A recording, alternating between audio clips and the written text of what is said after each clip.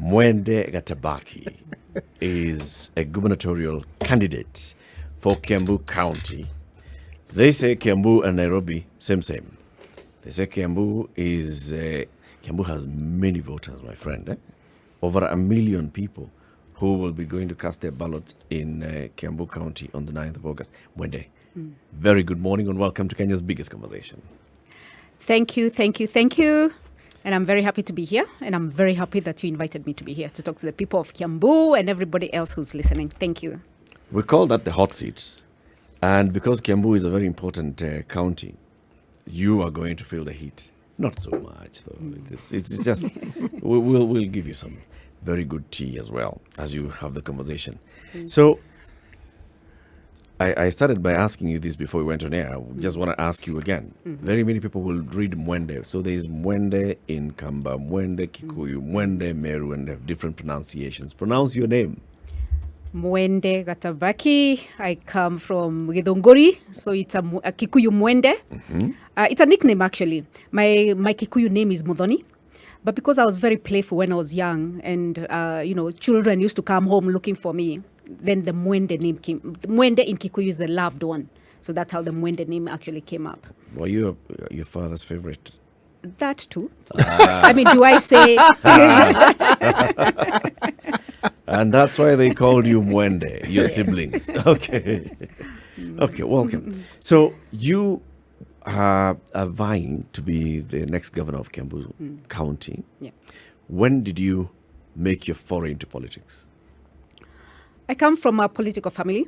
My father is one of the Mau Maus, the Mau Maus who actually, the people who agitated for Kenya's independence. So that's how my family has always been. My mother was also a Mau Mau. So I'm a Mau Mau's daughter. We believe in fighting for the rights of the people, making sure things are working well in the country.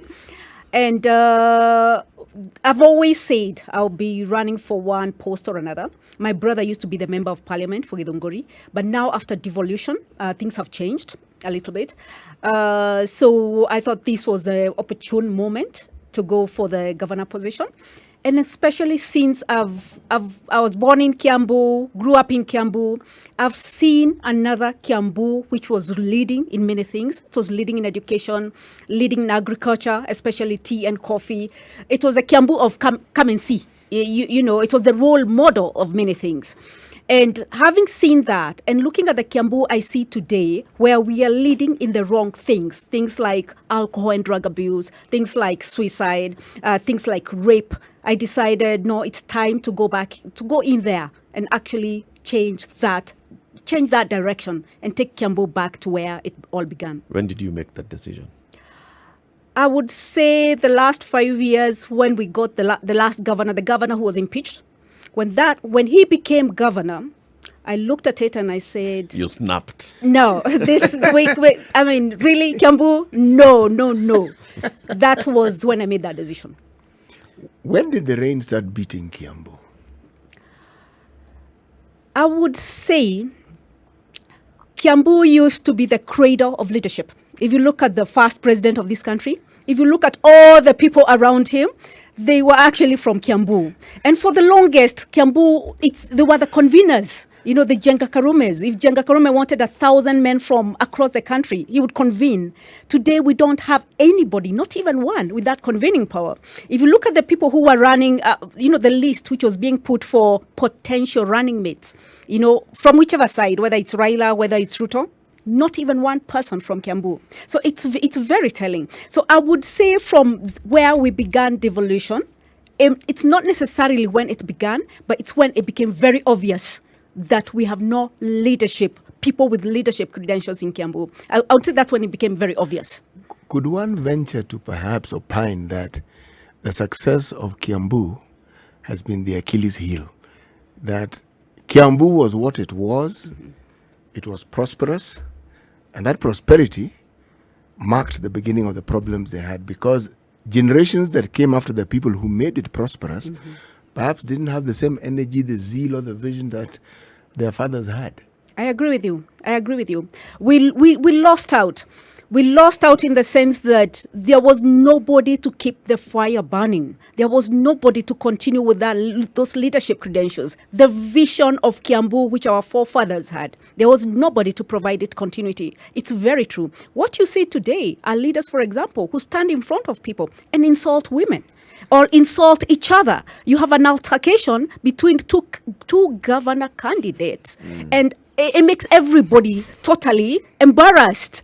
So we've really gone completely downhill. So it's true what you're saying. There was nobody to provide that, take Kiambu to the next level. So from there, we've just been going downhill. Did proximity to Nairobi help? Because one of the things that, again, contributes to that proximity, land was very expensive. Land was very valuable. Now, if you owned land, and Nairobi automatically made you wealthy. That's true. So, again, that fire and the zeal to fight, if you had land, it was extinguished. But I'm going somewhere with this because Kiambu is still the only part of this country that has produced 2 presidents. Still is.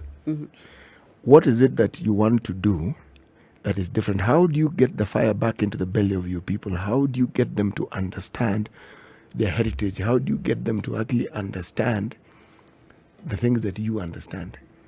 So let me mention the top on my list, the top issues that I see in Kiambu. So one is lack of leadership, providing direction, strategic direction. The second one is the social issues that we are having today. The alcohol and drug abuse, the rape, the suicide rate. I think we have the highest suicide rate in the country. And social issues in general, things like domestic violence is becoming a norm. Rape is becoming a norm. I was talking with women from Kiambu, and they told me where they work during the day, they go to wash clothes to different houses washing clothes. Rape is normal, And I'm thinking when I was growing up, I even didn't know there was anything like rape. Yeah. We don't even have a Kikuyu name for rape per se. What we say is kunyitwa hinya, which means you are held by force. But that does not actually talk about sexual insult. It does not. It does not really explain it. But now they're saying this is the normal thing. This happens all the time. And one of them even went on to explain to me, it's not just girls, even boys are getting raped. So what I'm saying is we've lost it. We've lost what kept us as a society together. We've lost our moral values.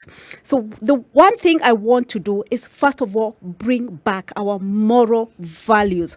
I'm talking about, for example, revitalizing our cultural background. Meaning, like, for example, men used to guide the boy child. Today, the boy child is totally neglected. If a single mother, and we have many single mothers, actually Kiambu is leading with, in the number of single mothers. If a single mother has a son, if you're a son from a single mother, you'll continuously be asked, who are you? Who's your father? It's like your mother does not count. So what we have done is we have created a society which does not accept its own children, and it blames the children for the sins of their fathers. The fathers who have refused to take responsibility, it's blaming their children for that. So what's happening? These boys are growing up, and that's why you can see that these are very clear linkage with the high suicide rate of the boys. Okay, they're growing up or rather thinking they don't belong. Okay, so one of the things I want to bring about is bring back that how the young boys used to be looked after by the men. The role of the men, we call them kiama. Men have those groups. They bring up the boy child, they guide them, they mentor them, they take them through initiation. One of the things that is funny, which has changed, is that you see women taking their boy children to be initiated because the church saw a gap and they took it. What men used to do before, which they're not doing now, the church saw a gap and they took it. So one of the things I want to do is actually, bring back that so that we can look after our boy child. But there's something else I want to do about unemployment because we have a very high rate of unemployment in Kiambu. We talk a lot about youth, but we never really involve them in decision making or even in discussions about their problems and the solutions to their problems. They know better about their problems and the solutions to their problem. So one of the things I want to do, which is different from anybody else, what has been done before, is create a youth assembly. We have a county assembly. So in my government, there'll be a county assembly, but there will be a youth assembly with a representative from every ward, so that they can discuss their issues. We can come up with solutions. I can facilitate implementation of what they are proposing.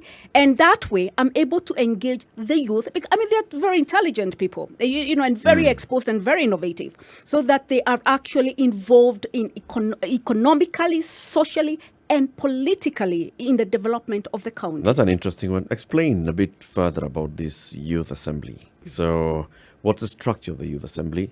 What's the role of the county executive in supporting the youth assembly? So the way it will work is we have the county assembly. So on the youth assembly, they'll go through the process at the ward level. Youth, here I'm talking about youth between the age of 20 to 29, or we can take it to 35, the senior youth. They will choose their representative at the ward level. Then we will have a group, what we'll call the assembly. We'll have the rules and regulations. Of course, there's a process of how we are going to actually develop it and actually implement it and actually operationalize it. Then under my social pillar, I have my key pillar, which I'm running on, which is the social pillar. We will have a way of funding, the youth assembly and their initiatives. And also one of the things that I'm very good at is mobilizing funds, from donors and from out there. And if we have a good operational youth assembly, and it's actually addressing the youth issues and actually encouraging youth to actually be more engaged in what's happening in the county, then I'm able to actually mobilize funding for them. So what will the youth assembly be discussing? So they're discussing issues of unemployment, they're discussing issues of drug abuse, they're discussing issues, whatever is affecting them. How is that then transformed into either policy, legislation, or programs? So that's what the youth assembly does. So it will be a process. The issues are coming up. You're able to create policies that actually govern how do we resolve these issues, what kind of activities will be required. So very clear policy framework for youth empowerment. You're able to come up with the different activities, different programs that are needed. You are also involving them in addressing the economic issues, the actual economic issues, or even participating. For example, one of the things I want to do is boost agriculture. And I want the youth to participate in modern agriculture farming. For example, greenhouses, fish farming in greenhouses. So these are the areas that will be addressed. How do we do it? Youth don't have land. So how do we make sure that we can actually lease some land for them to actually get involved in those, in those activities? In your opinion, Mwende, why do you think these things are not happening in Kiambu County today? Because nobody thinks about it. That when I talk about lack of leadership, that is what I mean. Nobody thinks about it. We talk about youth a lot. In every discussion there's youth. But guess what? We never even involve them in even thinking through what those issues are or why those issues are arising. So it's making that difference of, first of all, engage them. Just engage them. And a lot of this will actually, come out. And actually take them as, serious people, because that's who they are. We don't take them that seriously. We just, we still think about youth out there.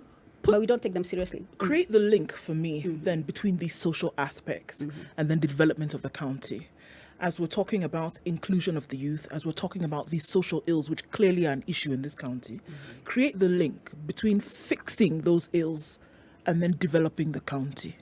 Okay. In my manifesto, I have 3 vertical pillars and I have 2 that cut across.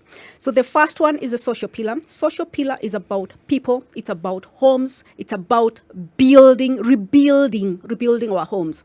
The second one is the economic pillar. The economic pillar is about creating jobs. It's about making sure that the farmers have more income than they are having. Their businesses are making more money. It's about promoting the small businesses.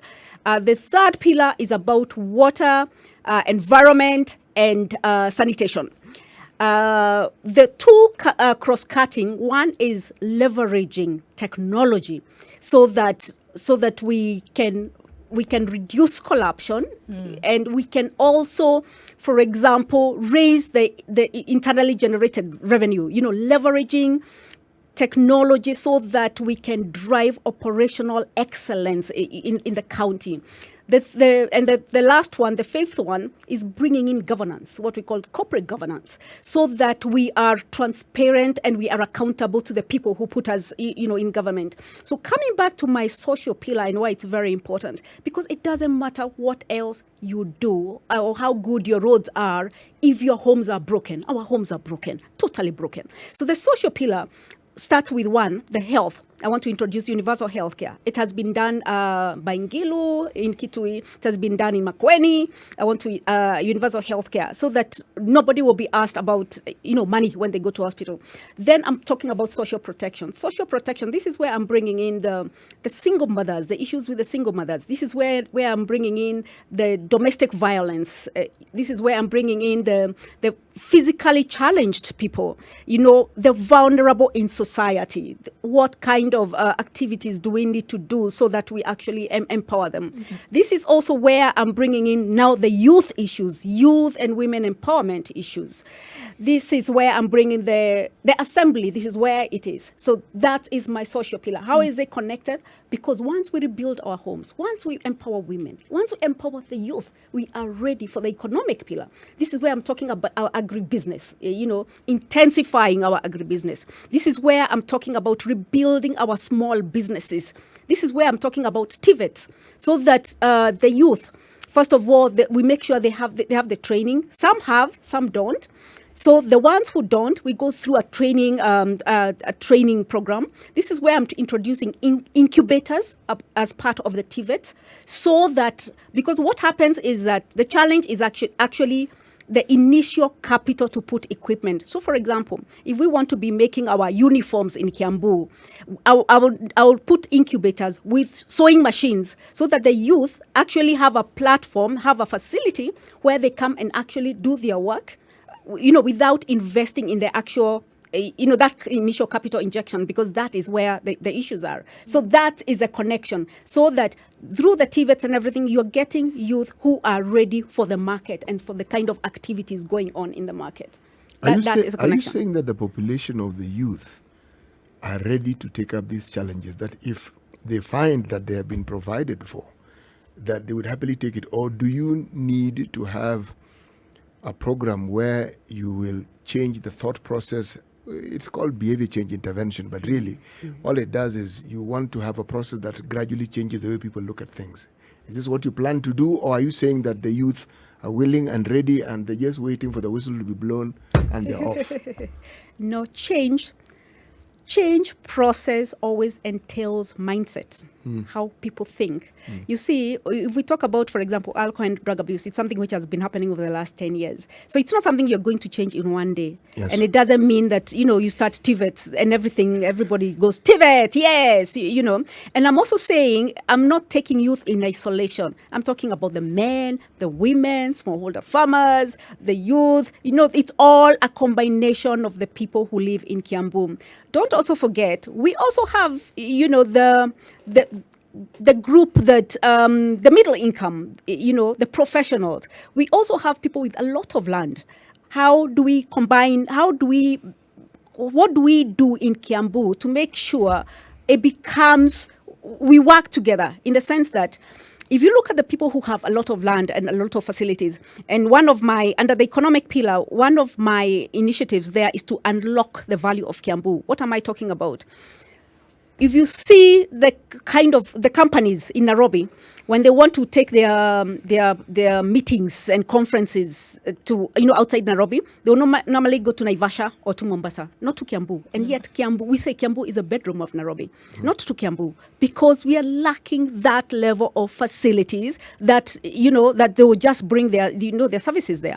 That's where I want to take Kiambu to that next level, where when we say bedroom, it's really that bedroom with a balcony. It has the whole works. So that all in suit. That one, exactly, so that any activities, those ones. So that, for example, why do we have warehouses in Nairobi? No, let all of them come to Kiambu. Why do we have Marigiti, an open air market in Nairobi? I'm going to create the biggest open air market in Limuru. because that's where the fresh vegetables and fresh fruits are.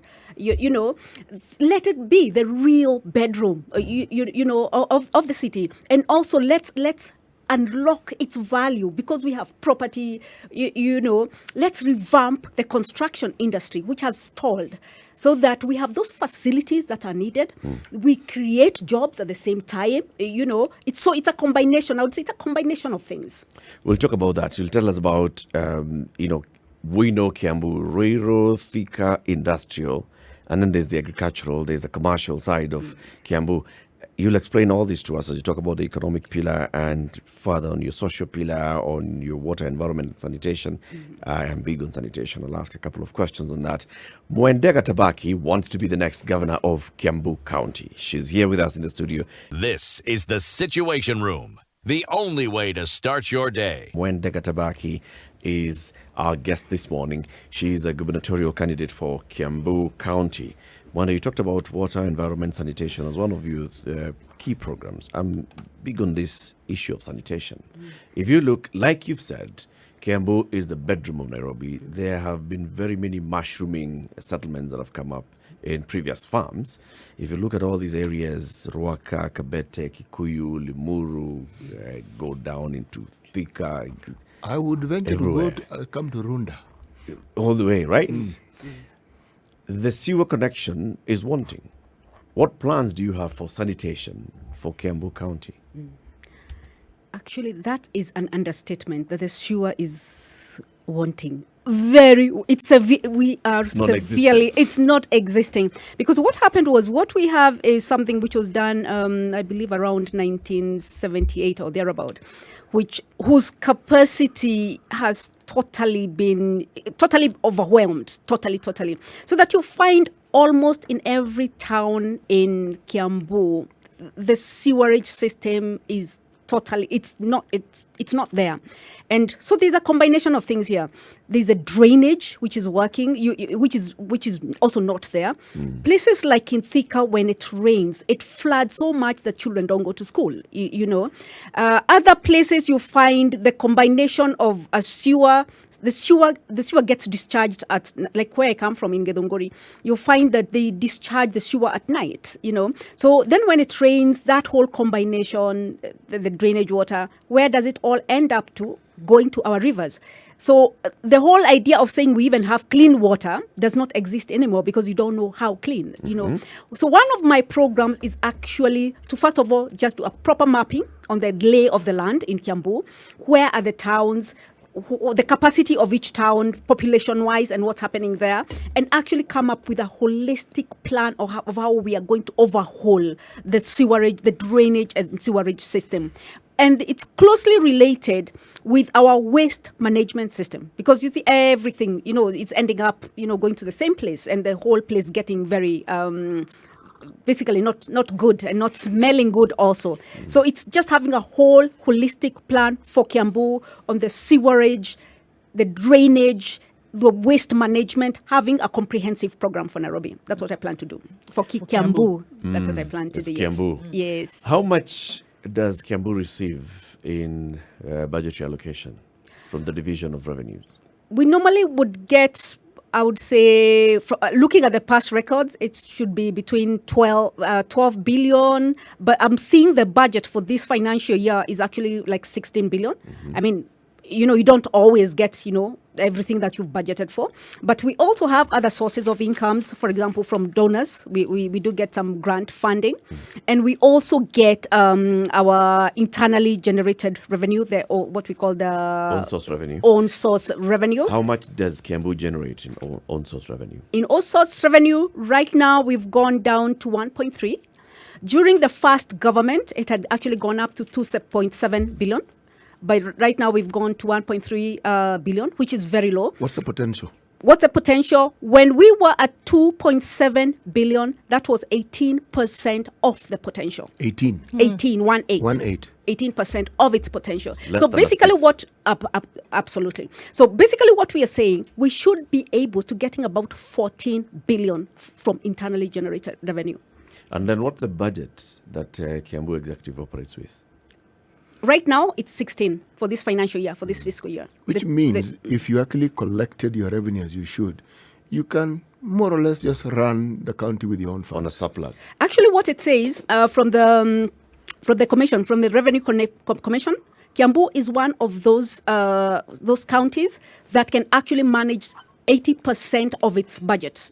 Or rather, it can use what it collects can actually... Can run 80% of Yes. its budget. Absolutely. If you look at Kiambu, I mean, the way Kiambu is positioned, there are those that were traditional industrial towns. Roiro is one of them. Yep. Thika is another. Yep. Juja. And then you've now seen others that have become very residential areas, like Ruaka, that has become a very big residential area. Yeah. What plans do you have for this? What plans, when you talk about, let's bring in the hospitality sector into Kiambu County? How about industry and manufacturing? What plans do you have? Yeah. So I would put it in there. When I talk about two things, under the economic pillar, I have industrialization. This is where we are creating, that's where the manufacturing is coming in. This is where agro-processing is coming in. This is where we are boosting our textile industries. This is where we are boosting what we have in Thika, Roiro, Juja.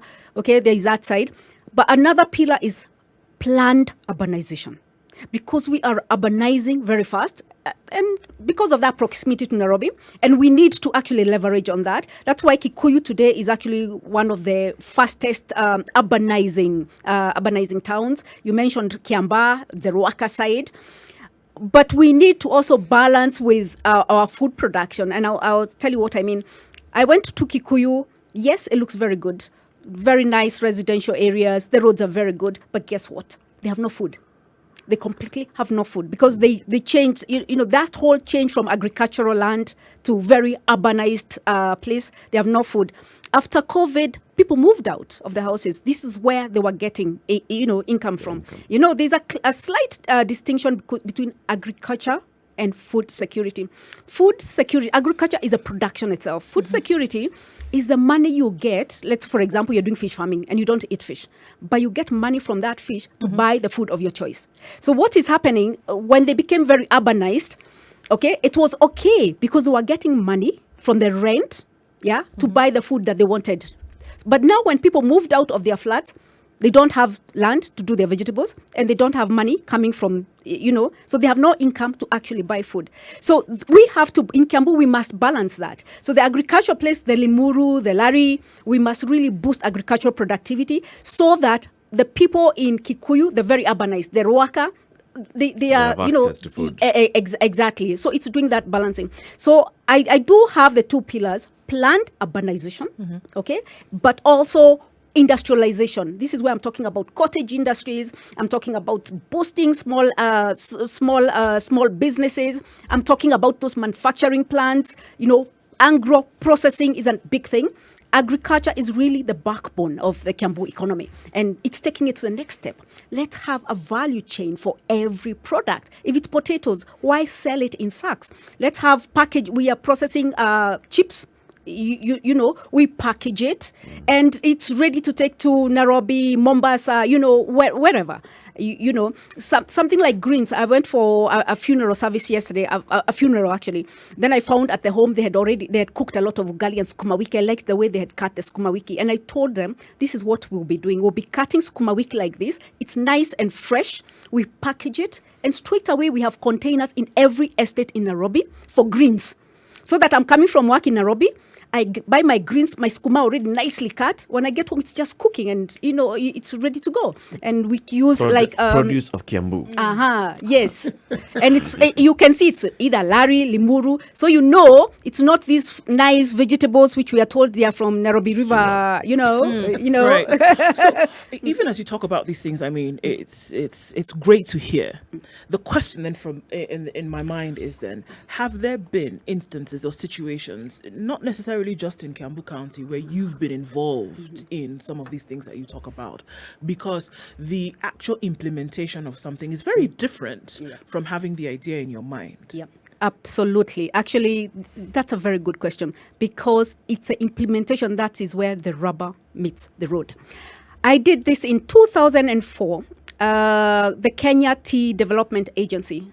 Kenya's tea, I mean, this is where you have the smallholder tea farmers. And this is the organization that actually exports Kenya's like 80% of our black teas. I joined KTDA in 2004 when smallholder farmers were uprooting their tea. They were pissed off. They were saying it's not making money anymore. I brought in the whole digital transformation of smallholder tea farming value chain, all the way from how they plant the tea bushes, how the fertilizer is distributed, how it's taken to the buying center, how it's taken to the factory, processed to tea, taken to the warehouses in Mombasa and sold at the auction. The whole shebang. And what that did, it did some specific things. For example, we reduced the number of ghost growers. The people who used to earn from tea, and they had no tea bushes, okay? And I'm talking about big numbers, like 50,000, so that straight away, farmers began to earn a little bit more money from their tea. And they were saying, well, you're giving us more money. No, actually, it's your money. It's just that it was being stolen. Then you reduce tea losses between, let's say, the buying center and the factory, because tea would also get lost there. You start, because you go through the equipment, the whole processing chain, and you improve the tea tea is graded. It has like 4 different grades. You start increasing the top grade. Yeah, not because you've done anything else, but this equipment that you're using, you start fine-tuning it to produce higher grades of tea. So that what happened was it had a fundamental impact on the incomes, for the smallholder farmers. And of course, in Kiambu, agriculture being the backbone, if you increase the incomes, in fact, it was like 35%. If you increase the incomes for smallholder farmers, who are 90% of the farmers in Kiambu, you see a big boost of the economy, And that project was recognized globally. So KTDA became the first agribusiness globally to win a technology award in the USA. Okay, it was that huge an impact. So yes, I'm ready to do the same with Kiambu. Let me also note something else.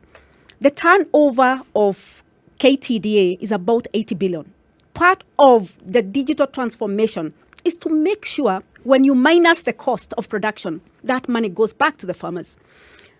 Now we are talking about a budget for Kiambu. We are talking about a budget of, let's say, even 16 billion. Let's say we get all the money for the budget, 16 billion. You can see the difference. If I could manage KTDA's turnover of 80 billion, Kiambu for me 16 billion. This is something I'll be able to do and do extremely well. So I want to replicate what I did with KTDA to Kiambu. Okay. And I know I can do it. In the county, we have very many other streams that would require the attention of a CEO. That's true. Right? That's true. So whereby one would say that with KTDA, we were working with a stream, though it had different components from administration to finance, etc., etc. Here we are working with different components. We're working with infrastructure, working with health, county education, development like you're talking about, the county economy, across board. Apart from that, you're also working with different entities in terms of human beings who also then run, you're talking about a county assembly, etc., etc. Do you think that the same tenets then apply? If you're able to handle that one stream, then it would be applicable across these others. Okay. Just a little bit of a correction there. KTDA being who it is, actually KTDA is a small Kenya. When it comes to the politics of KTDA, in fact, we talk about east of Rift, west of Rift. When we talk about tea in Kenya, growing of tea in Kenya, this is one of our pride and joy, tea from Kenya, yeah? So KTDA actually has as many stakeholders as a county, it's very similar to a county. But now coming back to KTDA being an organization, this is a county. So first of all, what it does, it helps you in structuring. You can have a very good plan, but if you don't have a structure, an organizational structure to execute it, then you will fail.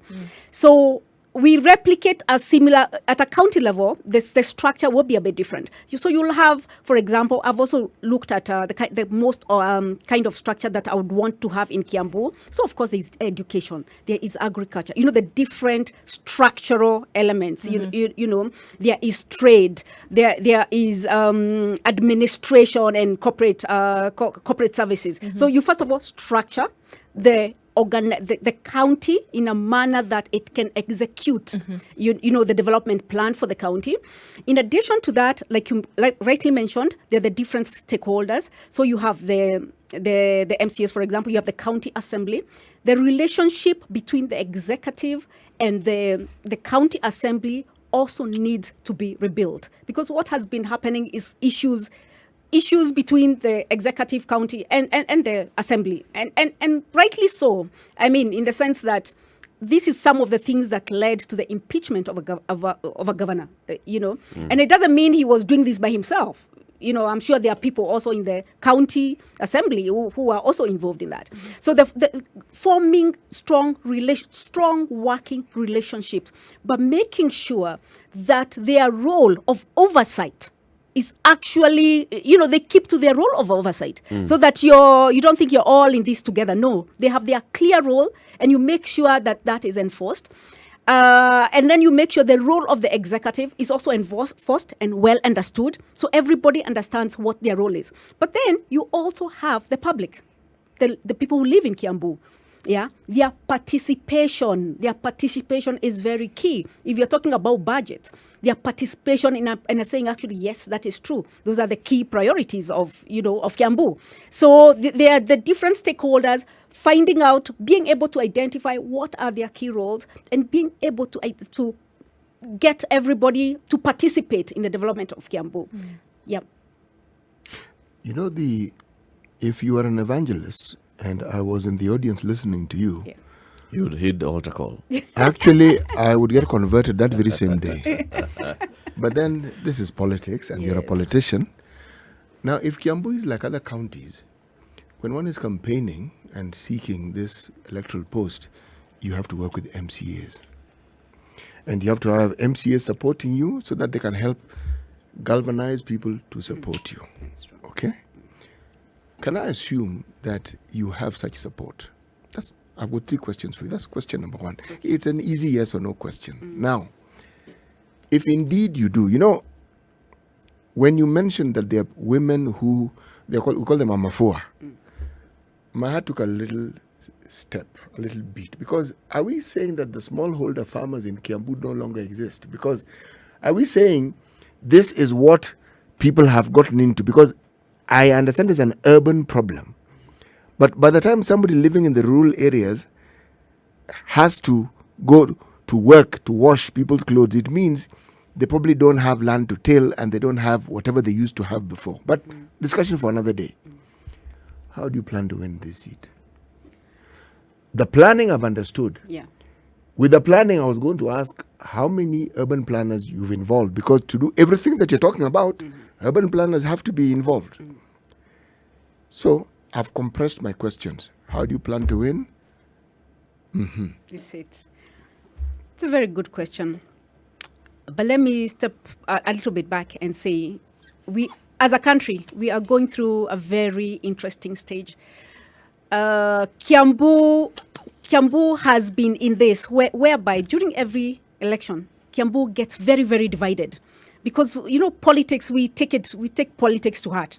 If it's this one versus this one, if it's Raila versus, today is Raila versus Ruto. And you'll find that is going all the way down. Everybody is saying, so which side are you? Before they even ask you, what are you running for? Which side are you? So, and what I'm telling my people is, after elections, you'll be left with 2 people, the governor and the FCAs.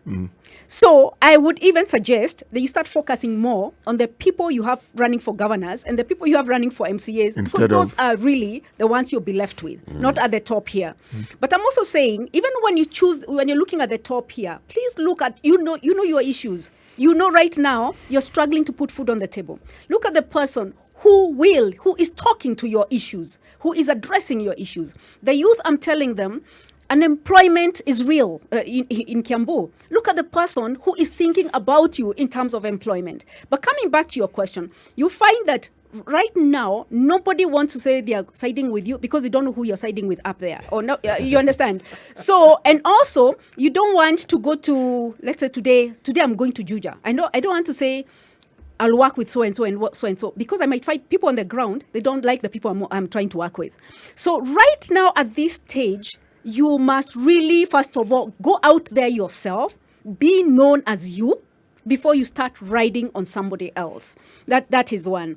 Secondly, it's true that it's very important to work with MCAs, but not before the elections. I'll tell you why. Some of their ideas might not be what you want to achieve.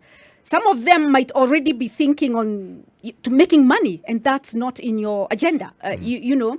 So if you're going to pick the people that you work with in this, then you must be aligned, you know, on a few things, you know. And what about people whose thinking is aligned to yours? Because there must be some people. Yes.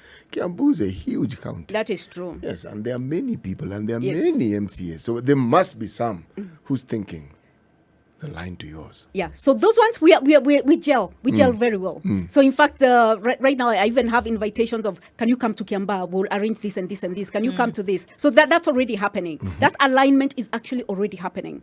Okay, regardless of the other, you know, the party politics, etc. Do you think the voter will overcome this dependency they have for who is running for president and their alignment and preference for the presidential candidate and the party? Do you think they will be able to move away from this and consider an independent candidate such as yourself?